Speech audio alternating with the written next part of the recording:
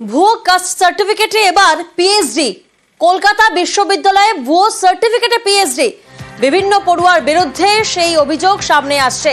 নথি যাচাইয়ে অনগ্রসর শ্রেণী কল্যাণ দফতরকে চিঠি কলকাতা বিশ্ববিদ্যালয়।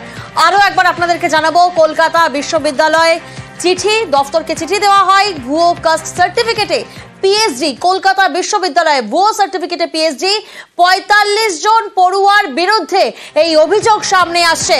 ৪৫ জন পড়ুয়ার বিরুদ্ধে বিশ্ববিদ্যালয়ে অভিযোগ। প্রতিনিধি সোমরাজ এই মুহূর্তে আমাদের সঙ্গে রয়েছেন। সোমরাজ, দেখো, যে অভিযোগটা মূলত উঠেছে যে ভুয়ো কাস্ট সার্টিফিকেট নিয়ে পিএইচডি এর মতো ভুয়ো ডিগ্রি করার এবং ইতিমধ্যেই সেই অভিযোগ বিশ্ববিদ্যালয় কর্তৃপক্ষের কাছে এসে জমা পড়েছিল। তারপর বিশ্ববিদ্যালয় কর্তৃপক্ষের তরফে সেই অভিযোগ ব্যাকওয়ার্ড ক্লাস ডিপার্টমেন্টের কাছে পাঠানো হয়েছে। ইতিমধ্যেই এই যে অভিযোগ এসছে এবং এই অভিযোগগুলিকে ব্যাকওয়ার্ড ক্লাস ডিপার্টমেন্টকে পাঠানো হয়েছে তা ইতিমধ্যেই স্বীকার করে নিয়েছেন বিশ্ববিদ্যালয়ের রেজিস্ট্রার, এবং বিশ্ববিদ্যালয়ের তরফে কি অবস্থান তা দুপুরে জানানো হবে বলে বিশ্ববিদ্যালয়ের রেজিস্ট্রার আমাদেরকে জানিয়েছেন। কিন্তু গোটা বিষয়টি নিয়ে বিশ্ববিদ্যালয়ের অন্দরে যথেষ্টই চাঞ্চল্য ছড়িয়েছে। তার কারণ, সম্প্রতি বিশ্ববিদ্যালয়ের কাছে এই ধরনের কোনো অভিযোগ আসেনি যে পিএইচডি এর মতো ডিগ্রিতেও ভুয়ো কাস্ট সার্টিফিকেট ব্যবহার করা হবে। কিন্তু যেহেতু এই ধরনের কোনো অভিযোগ এসছে এবং বিশ্ববিদ্যালয়ও গোটা বিষয়টি চেকিং করেছে, তারপরেই এই যে কাস্ট সার্টিফিকেট যাদের বিরুদ্ধে অভিযোগ উঠেছে, যে সমস্ত পড়ুয়াদের বিরুদ্ধে, সেগুলি আসল নাকি ভুয়ো তার যাচাইয়ের জন্যই ব্যাকওয়ার্ড ক্লাস ডিপার্টমেন্টকে পাঠানো হয়েছে। এবং ব্যাকওয়ার্ড ক্লাস ডিপার্টমেন্টকে বলা হয়েছে দ্রুত যাতে এই চিঠির উত্তর দেওয়া হয়। এবং ব্যাকওয়ার্ড ক্লাস ডিপার্টমেন্টকে যে চিঠি পাঠানো হয়েছে এবং বিশ্ববিদ্যালয়ের কাছে যে এই ধরনের অভিযোগ এসছে, সেই সত্যতা অবশ্য স্বীকার করে নিয়েছেন বিশ্ববিদ্যালয়ের রেজিস্ট্রার।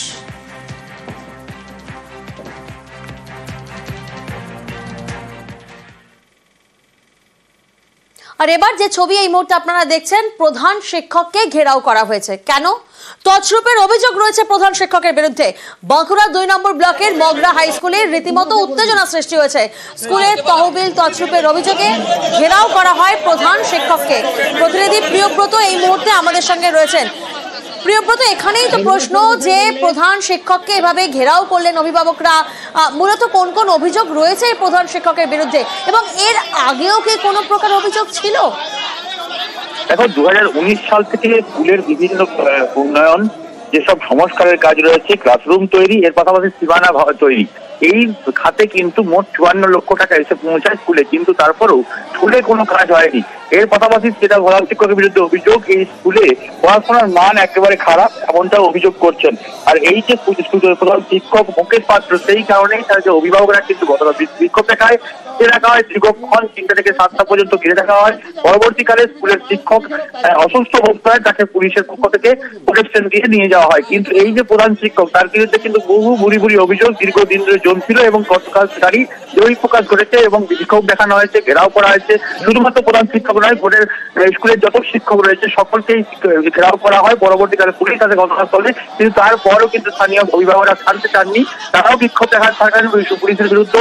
অন্যদিকে যে ডিআই রয়েছেন, সেই ডিআই দাবি করেছেন যে অভিযোগ পাওয়া গেছে তার কিন্তু সত্যতা মোটামুটি মেনে নিয়েছেন, কেননা ৫৪ লক্ষ টাকা তিনি যে স্কুলের খাতে খরচা হয়নি, কিন্তু স্কুলে জমা পড়ে রয়েছে। এই টাকা কোথায় গেল? প্রধানত যেটা অভিযোগ উঠছে যে প্রধান শিক্ষক এই ব্লক তৃণমূল যে যুব সভাপতি রয়েছে, সেই যুব সভাপতি, পরিচালনা সমিতির সভাপতি, তার বিরুদ্ধে মূলত অভিযোগ, কেননা তাদের দুজনকারী জয়েন্ট অ্যাকাউন্টে এই টাকা ছিল।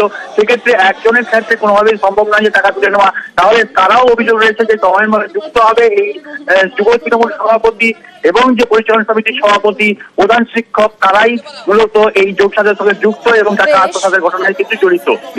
টাকা গায়েবের অভিযোগ অস্বীকার প্রধান শিক্ষকের, তদন্তের আশ্বাস বাঁকুড়া জেলা স্কুল পরিদর্শকের।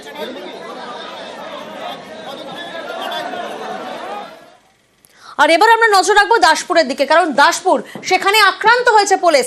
গন্ডগোল থামাতে গিয়েছিল পুলিশ, আর গন্ডগোল থামাতে গিয়ে বিপদ ঘটলো। কি হলো?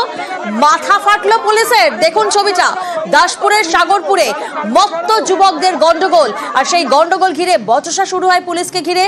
আর এরপর যখন পুলিশ পরিস্থিতি সামাল দিতে যায়, তখন মারধরে মাথা ফাটে পুলিশের।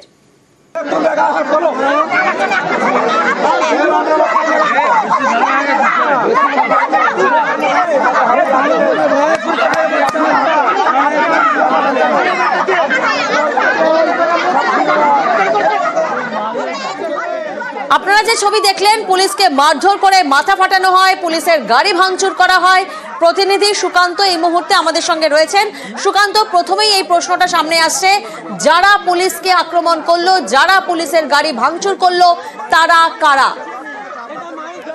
দেখো প্রিয়াঙ্কা, এক কথায় বলা যায় এলাকার কিছু মদ্যপ যুবক তারা কিন্তু এই আক্রমণ চালিয়েছে বলে পুলিশ সূত্রে খবর। ঘটনাটা রাজপুর থানার সাগরপুর এলাকায় একটি পুজোকে কেন্দ্র করে সেখানে কিন্তু বেশ কিছু মানুষের সমাগম হয় এবং সেখানে মদ্যপ ব্যক্তিদের মধ্যে একটা বচসা মারপিট শুরু হয়।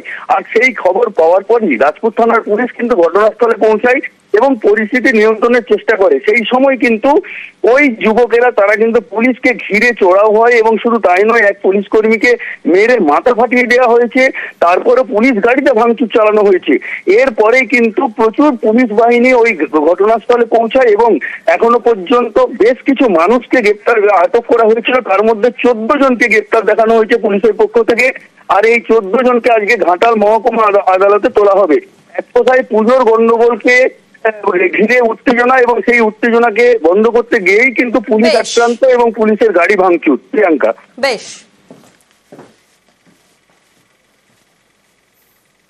আমরা বারবার আপনাদের সমস্যার খবর সামনে তুলে ধরি এবং চেষ্টা করি যাতে প্রশাসনিক তৎপরতার জেরে সেই সমস্যার সমাধান হয়। ঠিক যেমনটা ছবি দেখছেন আপনারা, নিউজ 18 বাংলার খবরের জের বিষ্ণুপুরে ভাঙা হচ্ছে বিপজ্জনক জলের ট্যাঙ্ক। আমরাই প্রথমে এই খবর দেখাই আপনাদেরকে, আর তারপর নিউজ 18 বাংলার খবরের জেরে বিষ্ণুপুরে ভাঙা হচ্ছে বিপজ্জনক জলের ট্যাঙ্ক। কাজ শুরু করেছে পুর ও নগর উন্নয়ন দপ্তর। প্রতিনিধি দেবব্রত এই মুহূর্তে আমাদের সঙ্গে রয়েছেন। দেবব্রত, নিউজ 18 বাংলার খবরের জেরে প্রশাসনিক তৎপরতা তো নজরে এলো, কিন্তু আরো একবার আমাদের দর্শকদেরকে জানাও এই ট্যাঙ্ক কতটা বিপজ্জনক ছিল। একেবারেই দেখো, ভগ্নপ্রায় পরিস্থিতি ছিল, যে কোনো সময়ে ভেঙে পড়তে পারতো এই ট্যাঙ্ক। কারণ নিচেই ছিল বসতি, নিচেই ছিল বেশ কয়েকটি সারিবদ্ধভাবে দোকান। অর্থাৎ এই ট্যাঙ্ক ভেঙে পড়লে মারাত্মক বিপদ হতে পারত, প্রাণহানির মতো ঘটনাও ঘটতে পারত। আতঙ্কের মধ্য দিয়ে সময় কাটাতে হতো, রাতে থাকতে হতো এলাকার মানুষজনকে। যে কারণেই কিন্তু চরম সমস্যায় ছিল তারা, আতঙ্কের মধ্য দিয়ে। তারপরেই সেই খবর কিন্তু নিউজ 18 বাংলায় দেখানো হয় যে বিপজ্জনকভাবে এই ট্যাঙ্কগুলি রয়েছে। তোমাকে জানাবো, 40 বছরের পুরনো এই ট্যাঙ্ক দীর্ঘদিন ব্যবহার করার পর বিপজ্জনক হয়ে ওঠে। কোথাও রড বেরিয়ে গিয়েছিল, যে পাথর, সেই পাথর ছেড়ে ছেড়ে পড়ছিল। এই পরিস্থিতিতে যখন খবর দেখানো হয় তৎপর হয়ে ওঠে প্রশাসন। নগর উন্নয়ন দপ্তরের পক্ষ থেকে অবশেষে এই ট্যাঙ্ক ভাঙার কাজ শুরু হয়েছে। দুটি ট্যাঙ্ক বিপজ্জনক ছিল, একটি শহরের কুমারীটকির কাছে, অন্যটি পৌরসভা সংলগ্ন এলাকায়। অর্থাৎ কুমারীটকির কাছে যে ট্যাঙ্কটি রয়েছে সেটি ইতিমধ্যেই ভাঙার কাজ শুরু হয়ে গেছে। এই কাজ শেষ হলে দ্বিতীয় ট্যাঙ্কটি ভাঙার কাজ শুরু হবে। 3 মাসের মধ্যে সম্পূর্ণ কাজ শেষ হবে। প্রিয়াঙ্কা, বেশ, পেজে ভাঙা হয়েছে, উপর পর্যন্ত ভাঙছে। এখন মানে যে ভয়টা ছিল সে ভয়টা নেই। জল মোটামুটি আমরা দুবেলা সার্ভিসিং পাচ্ছি। এখন কতদিন লাগতে পারে? প্রায় আপনার মাস 3 লাগে আমাদের।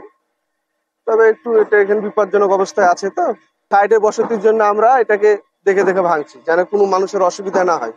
এটা আমাদের ম্যানুয়ালি ভাঙা হচ্ছে, এটা ম্যানুয়ালি উপর থেকে আস্তে আস্তে ধরে ধরে ভাঙা হচ্ছে।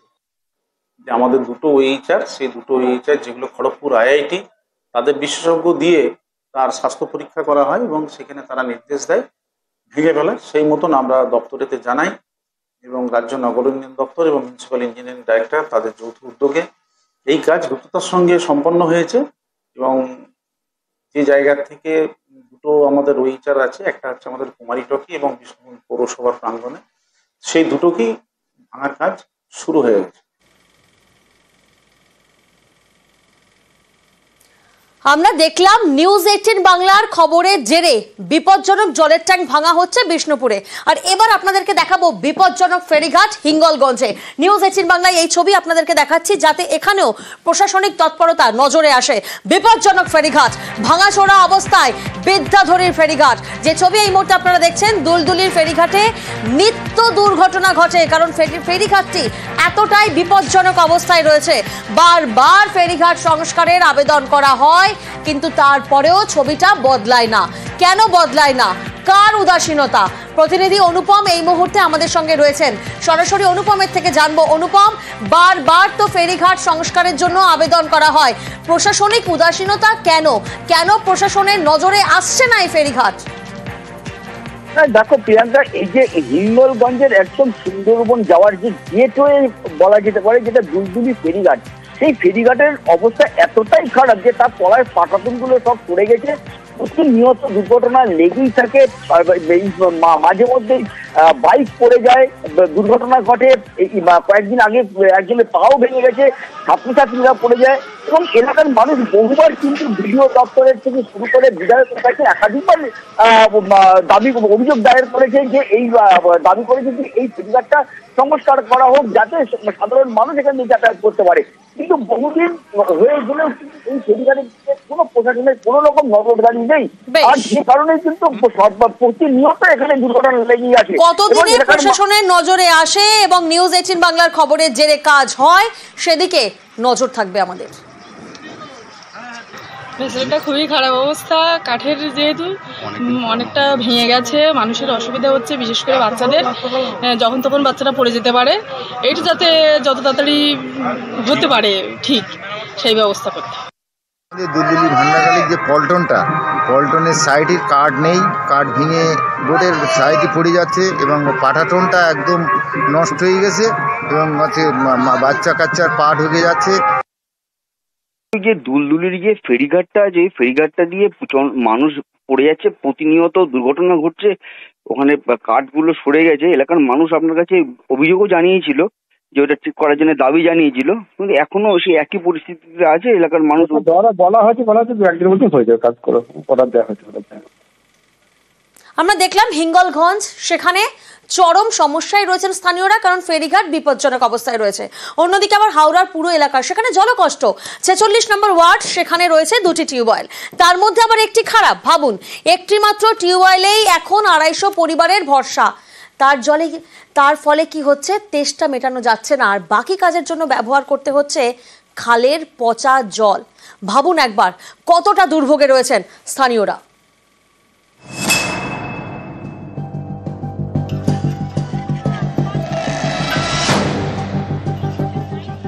হাওড়া পুরসভার 46 নম্বর ওয়ার্ড, উনসানি খালধার পাড়া, এখানে তীব্র জলকষ্ট। স্থানীয়দের বক্তব্য, এই এলাকায় 2টি টিউবওয়েল, একটি খারাপ, অন্য টিউবওয়েলটি প্রায় 250 পরিবারের বড় ভরসা। তাই জল নিতে লাইন পড়ে, তখন অনেককেই রেল লাইন পেরিয়ে পাশের এলাকা থেকে জল আনতে যেতে হয়। বাড়ির বাকি কাজ সারতে হয় খালের পচা জলে। স্থানীয়দের দাবি, এই দুর্ভোগ অনেক দিন ধরে চলছে। গত 5 বছরে বিভিন্ন দপ্তরে চিঠি দেওয়া হয়েছে, কিন্তু জলের সমস্যা মেটেনি। পুকুর নেই, এই তো পচা খাল, আর 2টো কল, তার মধ্যে একটা জল তো হলুদ হয়ে আছে, খাওয়া যায় না। আর এই একটা কলের ভরসা ভেঙে গেলে আমরা 15 দিন 20 দিন সেই রেল লাইন পার হয়ে জল আনতে যাই, ক্ষতি হচ্ছে, কি করবে, ঘা হচ্ছে, চুলকানি হচ্ছে। তীব্র জলকষ্টের মধ্যে আমরা ভুগছি। 300-400 থেকে আরো বেশি ফ্যামিলি আমরা শুধু একটা কলের উপর নির্ভর করে আমাদের চলছে। বারবার ব্যবহার হওয়ার কারণে অনেক সময় খারাপ হয়ে যায়, খারাপ হয়ে গেলে আমাদের মহা সংকটে পড়তে হয়। আমরা খালের জলটাকে ব্যবহার করতে পারিনি, পচা গন্ধ। জলের কিছু ইস্যুস আছে, ধীরে ধীরে আমরা হাউস টু হাউস যে কানেকশন, ওয়াটার কানেকশন, এর কাজ আমাদের হচ্ছে, এর লিস্টও তৈরি হচ্ছে। ওই এলাকাতেও আমরা নিশ্চিতভাবে ওই কানেকশন তারা পাবেন, লাইন আছে, তারাও নিশ্চিতভাবে ওখানে জল পাবেন। আমি পার্সোনালি দেখে নেব কেন এতটা দেরি হয়েছে। হাওড়া থেকে রাজু ভূঁইয়া এবং দেবাশিস চক্রবর্তী, নিউজ 18 বাংলা।